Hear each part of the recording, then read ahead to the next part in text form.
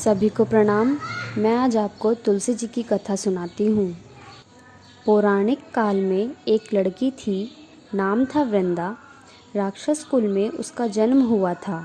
वृंदा बचपन से ही भगवान विष्णु जी की परम भक्त थी। जब वह बड़ी हुई तो उनका विवाह राक्षस कुल में दानवराज जलंधर से हो गया। जलंधर समुद्र से उत्पन्न हुआ था। वृंदा बड़ी ही पतिव्रता स्त्री थी, सदा अपने पति की सेवा किया करती थी।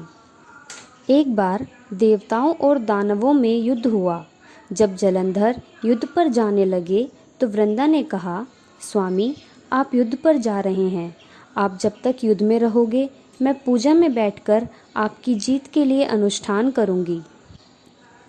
जलंधर तो युद्ध में चले गए और वृंदा व्रत का संकल्प लेकर पूजा में बैठ गई।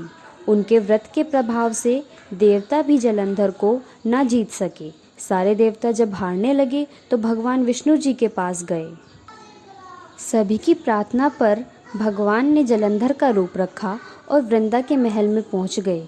जैसे ही वृंदा ने अपने पति को देखा, वे तुरंत पूजा से उठी और उनके चरण छू लिए। जैसे ही वृंदा का संकल्प टूटा, युद्ध में देवताओं ने जलंधर को मार दिया और उसका सिर काटकर अलग कर दिया। जलंधर का कटा सर वृंदा के महल में गिरा तो वृंदा ने सोचा, ये जो मेरे सामने खड़े हैं ये कौन हैं? वृंदा ने पूछा, आप कौन हैं? तो भगवान अपने रूप में आ गए। वृंदा ने भगवान को श्राप दे दिया, आप पत्थर के हो जाओ। भगवान तुरंत पत्थर के हो गए। लक्ष्मी जी रोने लगी और प्रार्थना करने लगी।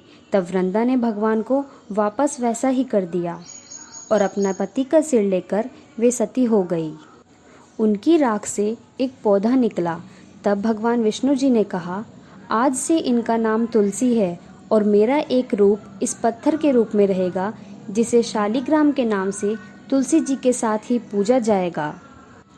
तब से तुलसी जी की पूजा सभी करने लगे और तुलसी जी का विवाह शालिग्राम जी के साथ कार्तिक मास में किया जाता है। देवउठनी एकादशी के दिन इसे तुलसी विवाह के रूप में मनाया जाता है। धन्यवाद।